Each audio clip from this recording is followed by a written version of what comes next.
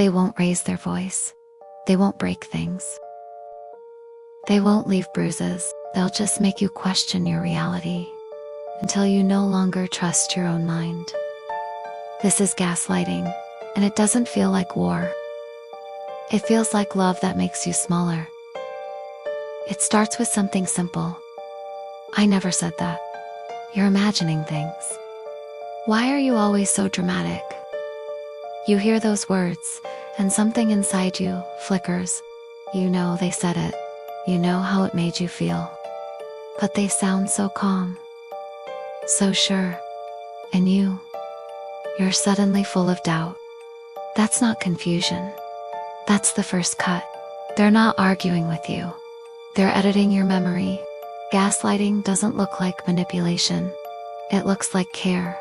It sounds like concern. It feels like guilt. They'll smile while twisting the knife, then offer you a hug while you bleed. And if you flinch, they'll ask, "Why are you being so cold to me?" You start apologizing not just for your reactions, but for your perception of reality. That's the game. They rewrite your truth so completely.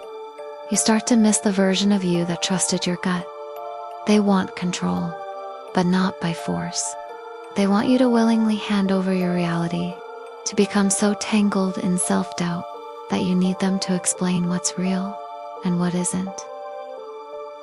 They become the narrator of your life. You, just a character who forgets her lines. And the worst part, you'll defend them. To your friends, to your family, even to yourself. Because they've convinced you, if it's this bad, it must be my fault.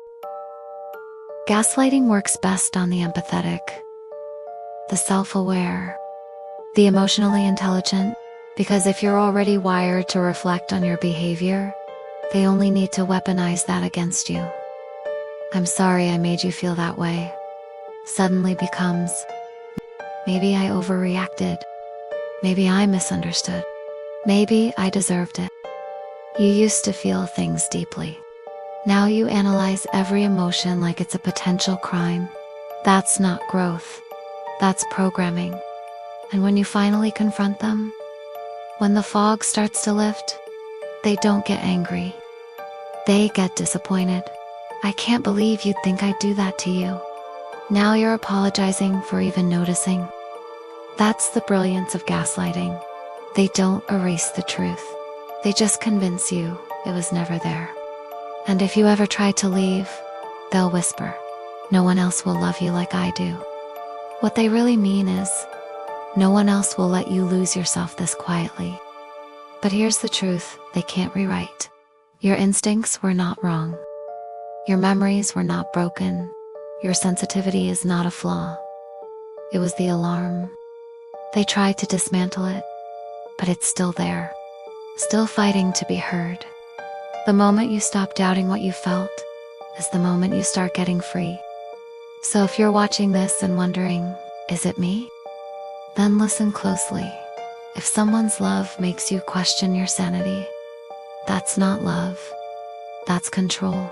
And control wrapped in affection is still abuse. Don't apologize for seeing the truth, even if you're the only one who does.